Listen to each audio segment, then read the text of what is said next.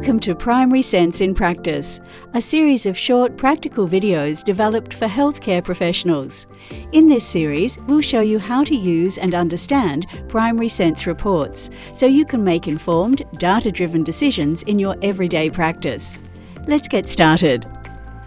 Primary Sense is provided at no cost to general practices by your PHN, making it the most widely used and preferred clinical decision support tool across Australia. All data used by Primary Sense is fully de-identified, protected by strict privacy measures, and stored securely within Australia, and it is never sold or commercialised. To run a report, click on the Primary Sense icon on your desktop or taskbar. From the expanded menu, click on the Reports icon and double-click on the desired report you'd like to run. The Accreditation report provides a snapshot of current percentages of completion of alcohol, allergy, BMI, ethnicity and smoking status recorded on RACGP active practice population. This report allows you to compare your practice's performance percentages against the minimum targets set by the RACGP Standards for General Practices, 5th edition. Primary Sense also makes it easy to identify patients with missing data and improve data quality percentages in the Accreditation report. To do so, run the Patients Booked In with Missing PIP-QI Measures report. This report identifies patients with missing measures who are scheduled to visit within the next 2 weeks from the report's download date. Clicking on the report columns will sort and rearrange the results alphabetically, chronologically, from high to low or low to high. If a measure has already been recorded, the corresponding field in the report will appear blank. Where a measure is missing, an N or a description of the missing measure will be displayed.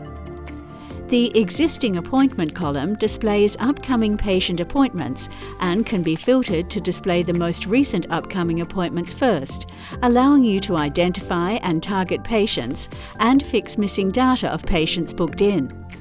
This provides for an efficient and streamlined approach to capturing this data, in comparison to a recall list or clinical audit of all patients missing the data. If needed, the report can be exported in Excel or CSV format and printed for your records. So, how can we turn these reports into meaningful quality improvement activities? By updating patient information collection forms and auditing clinical data, we can ensure that the insights from these reports lead to actionable improvements in care delivery. Some quality improvement activity suggestions include identifying patients who should be marked as inactive, increasing the recording of allergies, documenting social history, such as smoking and alcohol use, and ensuring BMI and ethnicity are recorded. Let's take an example of a practice wanting to increase the percentage of ethnicity recorded for patients. We will use the National Quality Improvement Template, adapted from NINCO, to discuss this example of focused QI activity. The model for improvement is divided into two parts: the thinking part and the doing part. In this video, we will cover the thinking part of the PDSA cycle, which includes 3 fundamental questions to consider before moving on to the doing part. First question to ask is, what are we trying to accomplish? Or what's the aim? Answering this question helps in developing a SMART goal for improvement.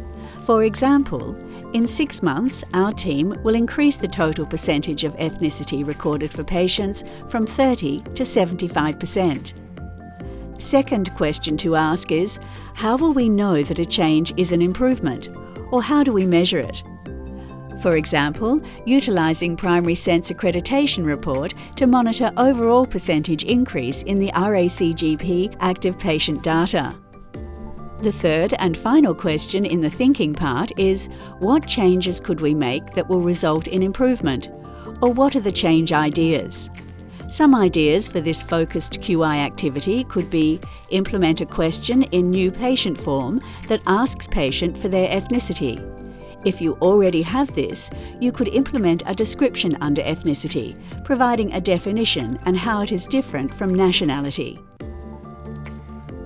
Implement a process of admin staff running a daily primary sense report, such as the patients booked in with missing PIP-QI measures, and flagging patients requiring their information inputted by adding a note in appointment details.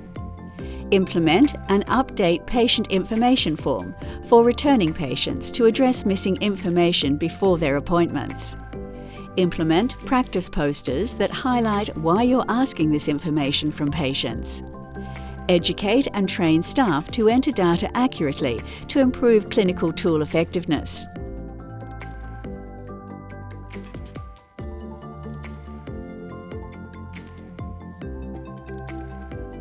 Contact your PHN for support or to learn more about establishing and enhancing quality improvement in your practice.